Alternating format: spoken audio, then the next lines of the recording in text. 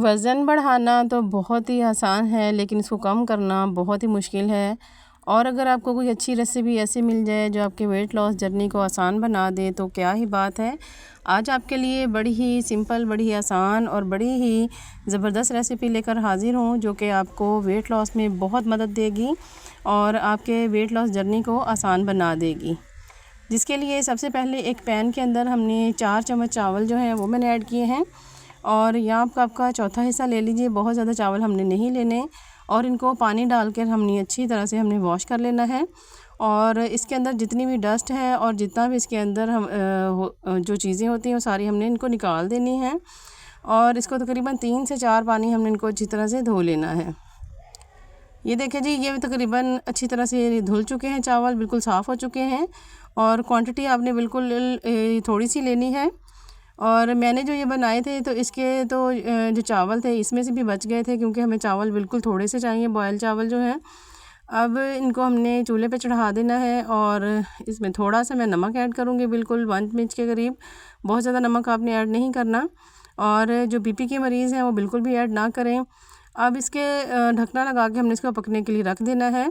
और नेक्स्ट जो है, अब हम थोड़ी सी सब्ज़ियाँ जो हैं वो हम काट लेंगे।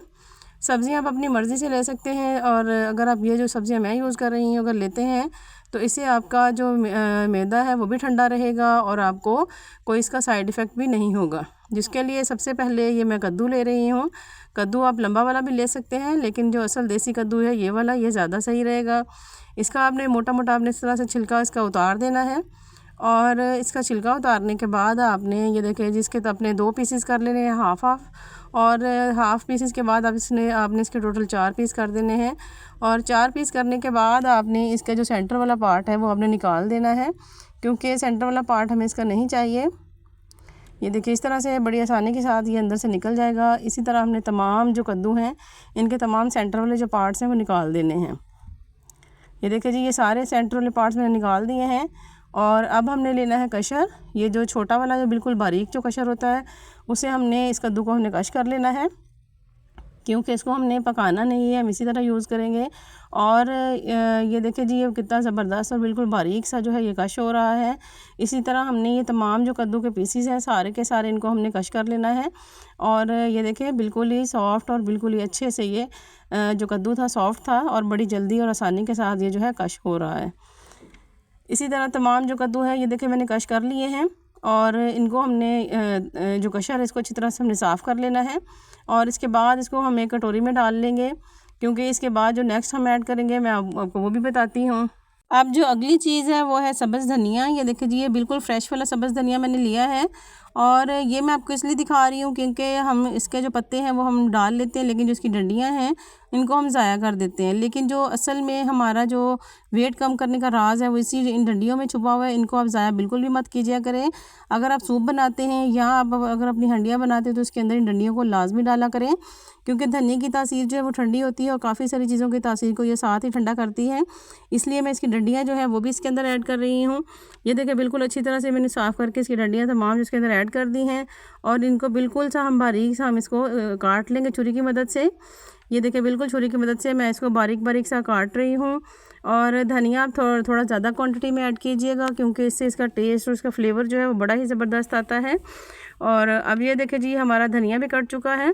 और धनिया को काटने के बाद अब हमने इसको एक कटोरी में अंदर मैं इसको ऐड कर लूँगी। और कटोरी में ऐड करने के बाद जो मेरा अगला स्टेप है वो मैं आपको दिखाती हूँ जी। जो चावल हमने रखे थे ये देखिए इनका पानी जो है वो बिल्कुल ड्राई हो चुका है। फ्लेम मैंने इसके नीचे बिल्कुल दरमियानी रखी थी, बहुत ज़्यादा हाई फ्लेम नहीं थी। और ये देखिए चावल जो है वो मैं आपको दिखाती हूँ, नीचे भी बिल्कुल नहीं लगे। ये देखिए बिल्कुल भी चावल जो पैन के नीचे नहीं लगे। मैंने बहुत ही कम मैंने इसकी फ्लेम रखी थी और अच्छी तरह से गल के हमारे जिस तरह से हमें चावल चाहिए थे उस तरह गल चुके हैं। अब हम इन्हें ठंडा होने के लिए रख देंगे।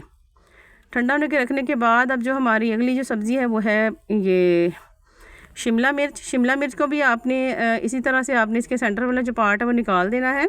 और इसको बिल्कुल छोटी छोटी बिल्कुल जैसे चॉप करते हैं चीज़ों को, इस तरह से आपने इनको अच्छी तरह से छोटा छोटा सा आपने इनको काट लेना है। और अगर कशर की मदद से कश कर सके तो फिर भी आप बहुत अच्छी बात है, लेकिन मैंने इनको बिल्कुल इस तरह से बारीक बारीक काटा था। इन तमाम को काटने के बाद इनको भी मैं इसी तरह से एक कटोरी के अंदर डाल लूँगी। और ये देखिए जी हमारी शिमला मिर्च भी कट चुकी है और इसको भी मैं आपसे एक कटोरी के अंदर ऐड कर लूँगी। और सब्ज़ियाँ जो हैं वो अपनी मर्ज़ी से कोई और भी ऐड कर सकते हैं, लाजमी नहीं कि जो मैंने आपसे कही है आप यही ऐड करें। आपके पास जो अवेलेबल है घर में मौजूद है आप वो वाली सब्ज़ियाँ इसमें ऐड कर सकते हैं। और अब जो मैं सब्ज़ी काट रही हूँ ये है जी बंद गोभी। इसका फ्लेवर इस रेसिपी में बहुत ही ज़बरदस्त आता है और इससे हमारा वज़न जो है वो और जल्दी और आसानी से कम हो जाता है। ये मैं आपको इसलिए दिखा रही हूँ कि आपको चीज़ों का पता चल जाए कि हमें कितनी शेप और कितने साइज़ में हमें चीज़ें चाहिए। या आप इसको चॉपर में भी चॉप कर सकते हैं, लेकिन मैंने इसको भी कशर की मदद से मैंने कश कर दिया था ताकि जिनके पास चॉपर नहीं उनके लिए आसानी हो जाए। ये देखें जी ये अब हमारी जो बंद गोभी है ये भी कट चुकी है, इसको भी मैं एक प्लेट के अंदर ऐड कर लूँगी। और ये देखिए बिल्कुल बड़ी ज़बरदस्ती हमारी ये बंद गोभी कट चुकी है और इसको मैंने एक प्लेट के अंदर डाल दिया है। अब इसके बाद जो हमारा असल जो प्रोसेस है वो जो शुरू होगा वो है जी ये एक बाउल लेंगे, इसके अंदर ये मैंने बंद गोभी डाल दी है। और वीडियो को आपने एंड तक देखना है और मुझे लाइक सब्सक्राइब और शेयर ज़रूर करना है और कमेंट बॉक्स में भी मुझे बताइएगा आपको मेरी ये रेसिपी कैसी लगी है।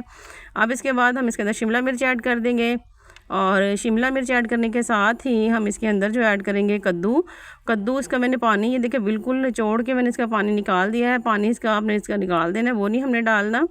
और इसके बाद हमने इसके अंदर डाल देना है सब्ज़ धनिया। ये देखिए जी ये सब्ज़ धनिया भी डाल दिया है और अब हम इन तमाम चीज़ों को चम्मच की मदद से अच्छी तरह से हमने मिक्स कर लेना है। और बिल्कुल ही ये ग्रीन और बड़ी ही फ़्रेश लुक की ये रेसिपी तैयार होगी। इनको मिक्स करने के बाद अब आपने इसके अंदर जो ऐड करना है वो है जी चावल जो मैंने बॉयल किए थे। ये तो सारे चावल मैंने ऐड नहीं किए थे, इसमें से मैंने सिर्फ 3 चम्मच मैंने बॉयल चावल ऐड किए हैं और बाकी जो चावल थे वो मेरे बच गए थे। ये देखिए जी सिर्फ 3 चम्मच मैंने इसके अंदर ऐड किए हैं। अब हम इनको अच्छी तरह से हमने इसको मिक्स कर लेना है और ताकि तमाम जो सब्ज़ियां और जो चावल वे आपस में मिक्स हो जाए। और इनको अच्छी तरह से मिक्स करने के बाद मज़ीद इसके अंदर हम कुछ चीज़ें और भी ऐड करेंगे, जिसमें ये थोड़ा सा मैंने इसके अंदर मैदा ऐड किया है। आप बेसन ऐड कर सकते हैं, आप इसके अंदर ओट्स जो है ग्राइंड करके वो भी ऐड कर सकते हैं। जौन सी आपको चीज़ को दिल करे आप वो चीज़ इसके अंदर ऐड कर सकते हैं। अब ये मैदा डालने के बाद इसको मैंने अच्छी तरह से मिक्स कर लिया है। अब इसके अंदर मैं डाल रही हूँ 1 अदद बिल्कुल बारीक कटी हुई सब्ज़ मिर्च डाल रही हूँ। अगर आप ना डालना चाहें तो इसको स्किप कर सकते हैं। और इसके अंदर 1 अंडा जाएगा। और यहाँ पे मैं आपको एक बात ज़रूर बताऊँगी कि मेरी एक बहन का पहले भी आया था, मैंने एक रेसिपी आपके साथ शेयर की थी एग सलाद वाली, तो उन्होंने कोलेस्ट्रॉल के मरीज़ों के लिए कहा था कि वो यूज़ नहीं कर सकते। तो वाकई आप इसमें से जो एग योक है उसको अलहदा कर लीजिएगा और आप इसके अंदर जो सफ़ेदी है बिल्कुल वो आप इसके अंदर डाल सकते हैं। और अगर आपको नहीं मसला कोलेस्ट्रॉल का तो आप पूरा अंडा इसके अंदर ऐड कीजिएगा। अब ये अंडा डाल के इसको अच्छी तरह से मिक्स करने के बाद इसके अंदर मैं थोड़े से जो है वो मैं स्पाइसेस ऐड करूँगी।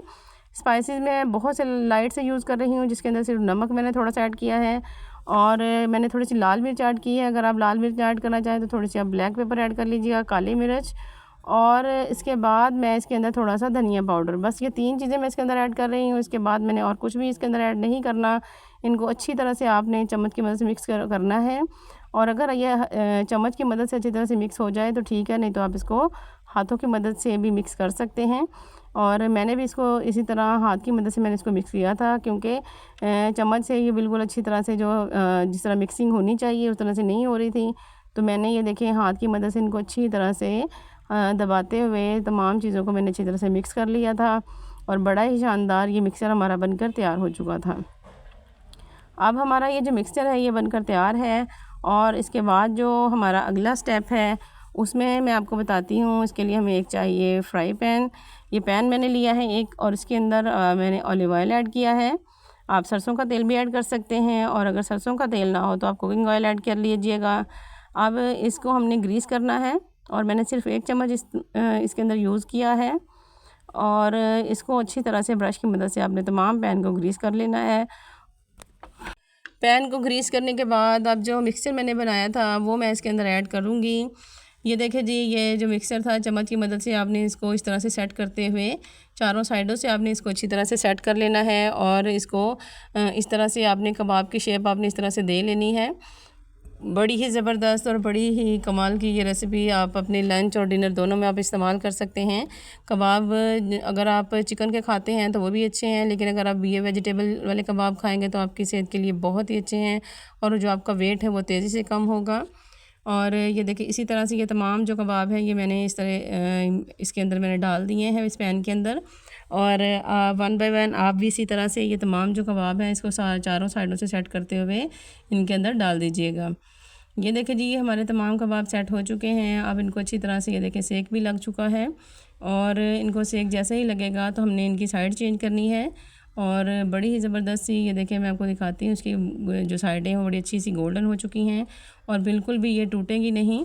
ये देखिए इस तरह से फुल एंड फाइनल जो कबाब जिस तरह हम बनाते हैं उस तरह से बनकर ये तैयार होगा। बहुत ही ज़बरदस्त ये वेट लॉस रेसिपी है। जब आप इसको बनाएंगे तो यकीन करें कि वाकई आप हैरान होंगे कि वेट लॉस जर्नी में हम इस तरह से ये रेसिपी भी यूज़ कर सकते हैं। और आपने मुझे कमेंट बॉक्स में ज़रूर बताना है कि आपको मेरी ये रेसिपी कैसी लगी है। और इंशाल्लाह आपके लिए मैं इसी तरह ये ऐसी रेसिपीज़ लेकर हाज़िर होती रहूँगी। ये देखिए जी, ये हमारे कबाब जो हैं ये तकरीबन बनकर तैयार हो चुके हैं। और वेजिटेबल राइस कबाब बहुत ही ज़बरदस्त, आप जब इसको बनाएंगे तो इंशाल्लाह आपको ये बहुत पसंद आएंगे। अब ये कबाब जो हैं ये इनको हमने पैन में से निकाल लेना है। इनका ज़बरदस्त सा कलर जो है वो आ चुका है। और ये देखिए जी, ये मैं इसकी साइड दूसरी आपको चेंज करके दिखाती हूँ। ये देखिए बड़ा ही ज़बरदस्त इनका कलर आ चुका है। और अब हम जो नेक्स्ट बैच है इनको हम निकाल देंगे और जो अगला हमारा जो बाकी मिक्सचर है इसके भी मैंने 4 कबाब बनाए थे। अब 3 चम्मच चावल और इतनी थोड़ी सब्जियों के साथ हमने ये 8 कबाब बनाकर तैयार किए थे, जो आप इसको 2 दिन आराम से आप इस्तेमाल कर सकते हैं। और उसके बाद आप दोबारा से फ़्रेश कबाब बनाइए और उनके साथ आप अपना जो वेट है उनको कम कीजिएगा। यहाँ पर मैं आपके साथ एक और भी बात शेयर करना चाहूँगी कि कोई भी रेसिपी है वो अगर आप यूज़ करते हैं तो आपका डायरेक्टली जल्दी से वज़न कम नहीं होगा। कम से कम आपका वज़न कम करने के लिए आपको पानी का इंटेक चाहिए, आपको वॉक चाहिए और उसके बाद आपको ऐसी वेट लॉस रेसिपी चाहिए जिनके साथ आप आसानी के साथ वज़न कम कर सकें। और इसीलिए मैंने शुरू में आपसे कहा था कि वज़न को बढ़ाना तो बहुत आसान है लेकिन इसको कम करना बहुत ही मुश्किल है। इसलिए अपने वेट लॉस जर्नी में ऐसी चीज़ों को शामिल करें जो कि आपको नुकसान भी ना दें और आपको फ़ायदा दें और आपका वेट जो है वो जल्दी से कम करें। अब असल मकसद जो है वो पेट को भरा रखना है। ये जो कबाब मैंने आपके साथ शेयर किए हैं ये आपको फीलिंग ऑफ फुलनेस देंगे और आपका जो पेट है उसको भरा रखेंगे। इंशाल्लाह उम्मीद है आपको मेरी आज की ये रेसिपी बहुत पसंद आई होगी। इसी तरह आपके साथ बहुत अच्छी वेट लॉस रेसिपीज़ लेकर हाज़िर होती रहूँगी। और आप मुझे लाइक, शेयर और सब्सक्राइब करना मत भूलिएगा। और इंशाल्लाह दोबारा मिलेंगे किसी नई रेसिपी में और कोई और अच्छी सी रेसिपी लेकर हाज़िर होंगी। अल्लाह हाफ़िज़।